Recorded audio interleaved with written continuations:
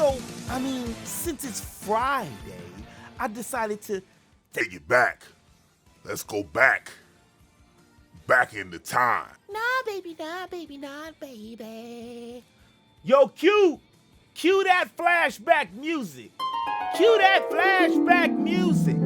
It seems like it was almost just yesterday when Grandia II graced my Dreamcast, and that was around the time where Dreamcast was like the ish at that time, because they had like a 2-year whole time before the PlayStation 2 came out. But you know what? I'm not going to try to, pretend like I was some kind of magus or a scholar that I knew the winds and which way they were blowing before it happens. But I did. I didn't initially get a Dreamcast into 2001-ish, or yeah, a little bit after the PS2 came out, because I couldn't find a PS2.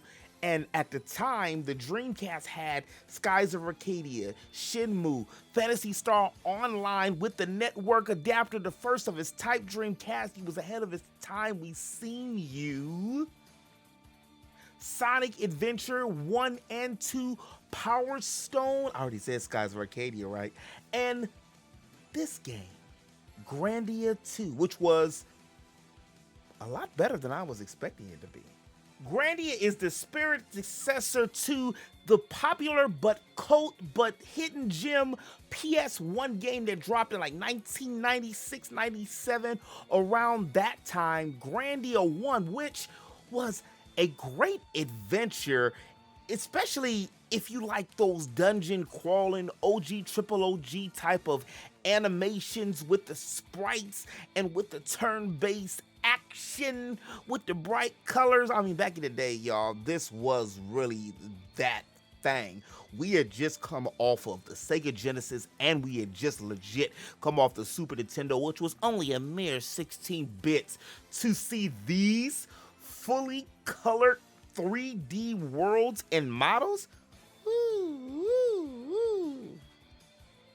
and it only got better with the Dreamcast. I said spirit successor because, a lot like most of the Final Fantasies at the time, Grandia 2 had absolutely nothing to do with Grandia 1, minus the name, of course. Although it wasn't Grandia 1, Grandia 2 was a great game in itself.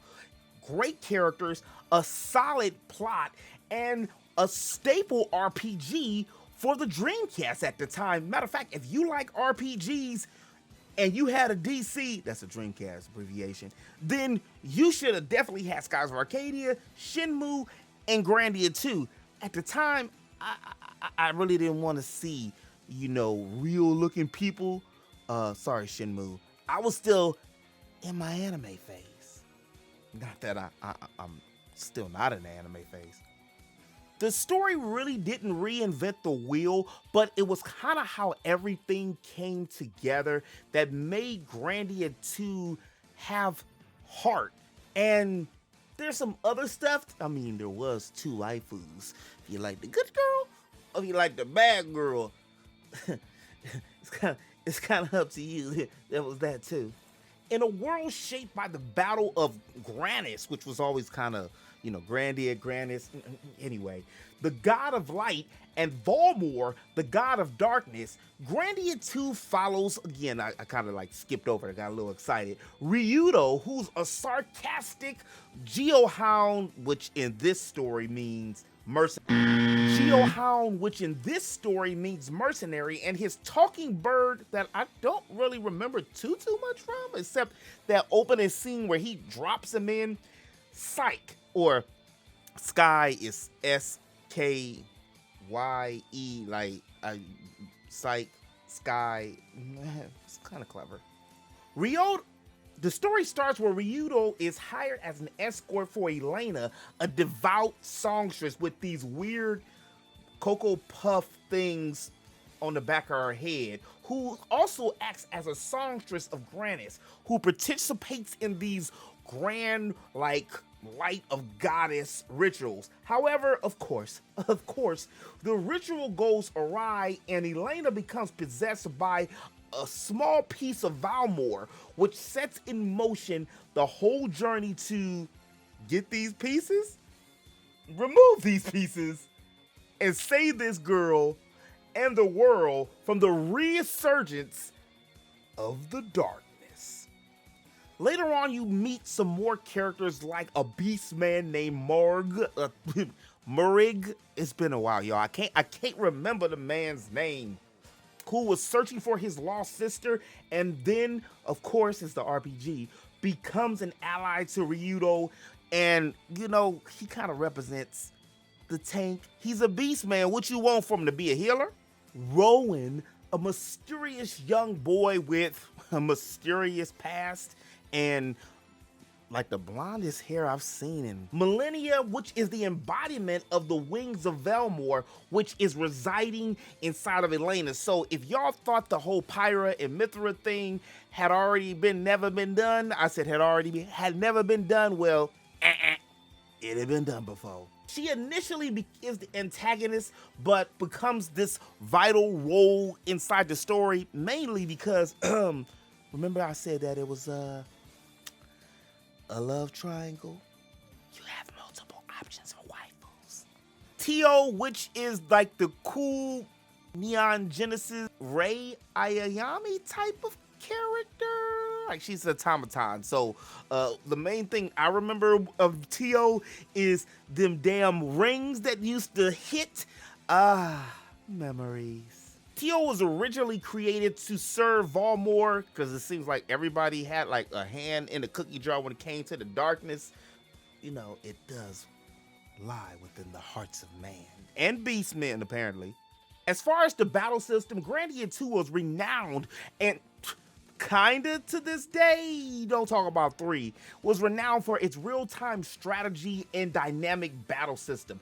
It's a combat turn-based system that has an IP or an initiative point gauge, which shows each character and how they act. Players can strategically delay an enemy turn or even cancel their own turns and actions entirely based off of a timing system. This system emphasizes not only tactics, positioning, but it also allows for a combination of basic attacks, magic, and other special skills. This was like during the era of limit breaks. Remember those that Final Fantasy VII kind of made famous? They did. The game was good, and I still call it a hidden gem. It didn't get released on another system for a long time. I think at the tail end of PlayStation 2, I want to say 2003, 4, 5, 6. It was a minute. So the ship had kind of already been sailed with, you know, the hype train for Grandia 2, and it was just a lost gem on the Dreamcast for many moons. But it did get a lot of critical reception right in the beginning, largely because of its storytelling, which it did have a really good story, and innovative combat system. Reviewers even talked about how great the graphics and the color schemes and the palettes and the backgrounds looked in the game, along with memorable characters and character development, which you don't see in a lot of games anymore. Sorry. The musical score was done by Noriyuki, which also got acclaimed prestige for how it meshed with the tone and actions of the game. However, at the end of the day, the critics pointed out that the game was, like many RPGs, very linear, and the progression felt like he wasn't really going anywhere. But again, despite all of the naysays, I still feel that for the Dreamcast, and maybe not the PlayStation 2 so much, especially the Dreamcast, the game Grandia 2 is well worth playing. And if you got a few bucks to shell out and you want to try it on the PS2, it does run a little smoother, and I would suggest it if, you know, your backlog is cleaned up. About my backlog, it's yeah, I probably shouldn't be talking about Grandia. I probably should be playing Astral Chain or Engage. I finally just unwrapped. But in a web, that's that's all I have for you this Friday. I hope y'all are doing well. If you did like this video, do me a favor and hit that like button. It really does help out a lot, and it's free 99. And if you want to stay up to date with all things geek, that's news, reviews, top 10s, and friends, oh, and the archives, make sure you hit that subscribe button. I make geekly content here on the channel pretty much every day. And as always, in the web, remember to eat, sleep, geek, repeat. I'll holler at y'all later. Deuces.